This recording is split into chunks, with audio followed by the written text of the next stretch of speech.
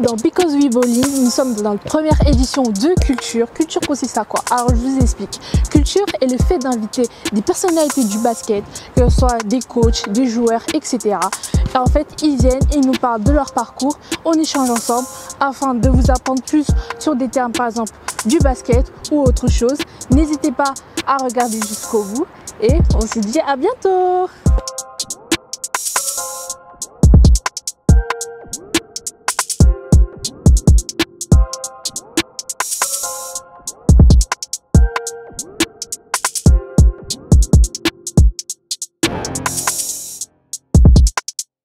Bonjour, bienvenue dans le premier épisode de Culture. Je suis Shekina et nous sommes accompagnés de Laura, qui est fondatrice de Hack and Play. Bonjour, vous êtes bien sur Hack and Play. Aujourd'hui, je suis avec les deux gagnants du concours Instagram. On s'attendait pas à autant de vues en aussi peu de temps.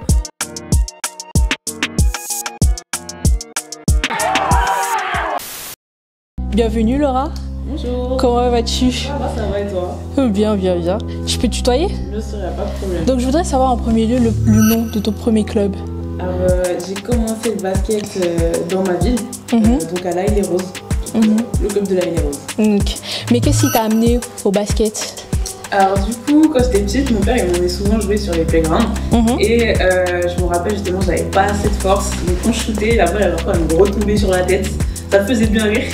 Mais un jour j'ai réussi à marquer mon premier panier. Et c'était l'année aussi où il s'est dit qu'il allait commencer le basket. Parce qu'en vrai, mon père il faisait pas de basket avant. Et moi, vu que je suis bien la fille à mon père, j'ai voulu faire le même sport que lui. Du coup, on a commencé le basket exactement en même temps. Lui, il devait avoir une trentaine d'années et moi, j'avais 10 ans, quelque chose comme ça. À quel moment tu as réalisé que ta carrière prenait une sérieuse tournure? Ma carrière? Après, je ne sais pas que j'ai de carrière. Mais quand même, dans le basket. T'as fait beaucoup de trucs quand même. J'ai fait des petits trucs qui sont plutôt sympas. Après, je sais pas comment dire, j'ai commencé le basket parce que ce sport me plaisait, etc. Quand j'étais petite, je voulais devenir basketteuse pro, mais bon, c'est passé très vite à la trappe.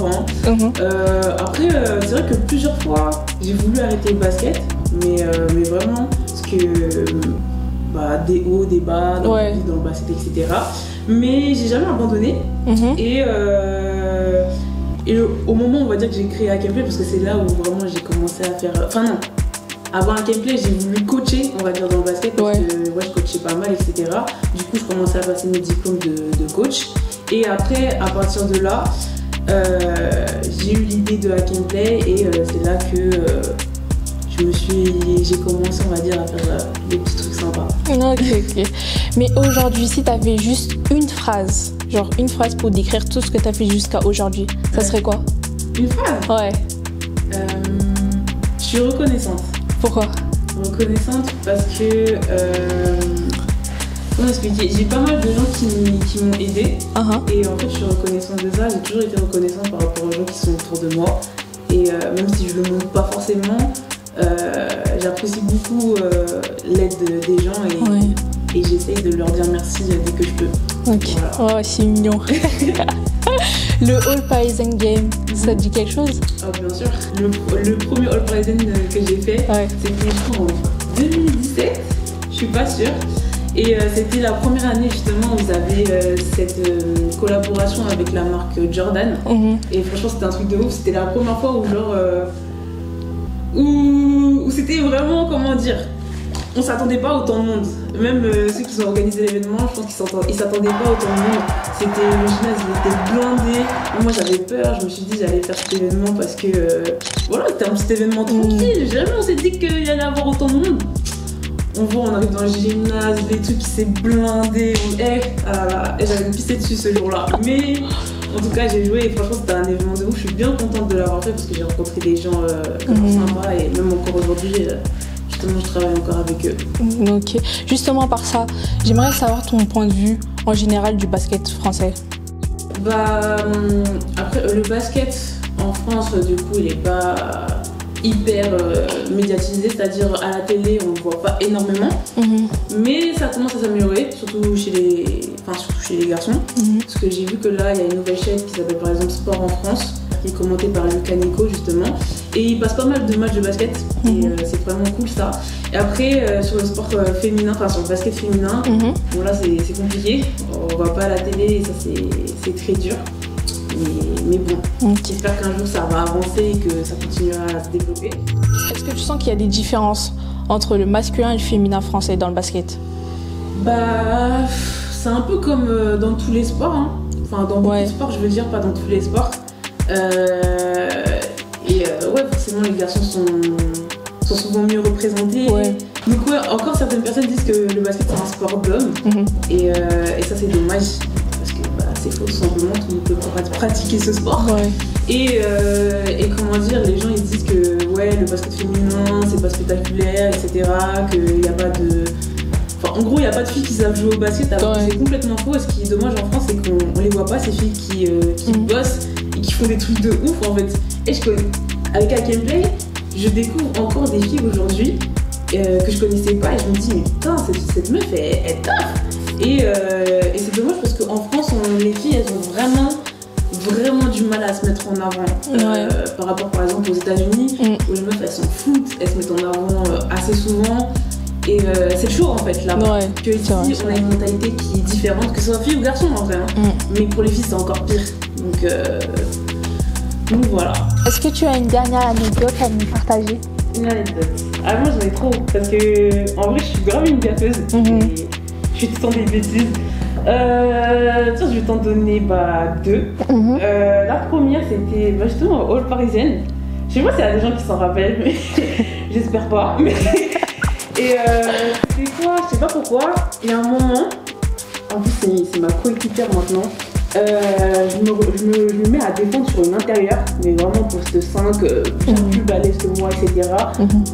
Je me demande pas pourquoi je me suis retrouvée à défendre contre elle, mais je me suis retrouvée à défendre sur elle alors que c'est pas du tout mon poste de jeu. Et bref, c'est pas grave, on s'adapte. Et au bout d'un moment, je commence à reculer, je sais plus, on était milieu de terrain. Et je me suis dit, vas-y, c'est une intérieure, de toute façon, on va pas prendre la balle pour dribbler ou je ne sais quoi et je ne sais quoi. Et je la connaissais en plus, donc je savais sa façon de jouer, etc.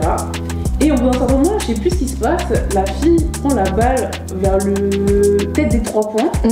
Et en fait, j'étais pas prête sur mes appuis à ce moment-là. Je me suis dit, mais elle va jamais rien faire.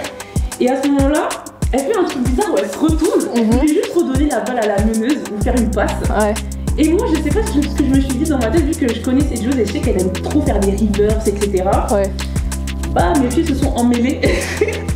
Je sais pas ce que j'ai fait, je me suis retrouvée là-bas, là, avec la main par terre. Je sais pas comment j'ai fait. En tout cas, c'était la première fois de ma vie où je me faisais grosser, alors que la fille ne voulait pas me grosser, déjà, par une antérieure. Et franchement, je me sentais pas bien. Il y avait plein de monde dans le public et tout. Et après, je me suis rattrapée parce que j'ai pris la balle, j'ai réussi à marquer mon panier sur un contre elle, mais non, c'était pas facile. C'était la première fois de ma vie, je me sentais trop mal. Mais bon, après, qu'est-ce que je peux dire? Une autre anecdote. Ce qu'il faut savoir, c'est que moi, je suis hyper stressée sur un terrain de basket. Et je me rappelle, c'était quand? C'était il y a 1 an, 2 ans. Justement, j'étais avec mon club de Orly, je venais d'arriver dans le club à ce moment-là. Du coup, je connaissais pas du tout l'équipe, je connaissais pas trop le niveau, etc. Et on faisait un match amical contre l'INSEP. Donc voilà, on joue. Et j'étais stressée. Et au bout d'un moment, je sais pas, je pars en contre-attaque. Je sais pas qu'est-ce qui se passe dans ma tête. J'ai hésité entre faire une passe et aller au panier. Et au lieu de faire un double pas simple en fait, je sais pas ce qui s'est passé, la balle elle m'a glissé des mains.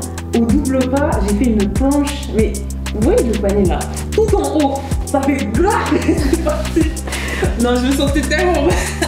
Mais faut savoir, je fais tout le temps des gaffes. Ça c'est ma vie, faire des gaffes, etc. Mais bon, je continue à montrer ça sur les réseaux et c'est pas grave. En vrai, le ridicule ne tue pas et c'est ma personnalité. Hein. Merci beaucoup Laura d'avoir fait honneur aujourd'hui. Donc n'hésitez pas à aller la follow, toi, Instagram, YouTube, etc. N'hésitez pas aussi à aller voir Hack & Play, qui est, comme elle a dit, c'est un média basket féminin. Français principalement, voilà. Merci beaucoup. Donc toutes les informations complémentaires seront en description. Ciao, ciao!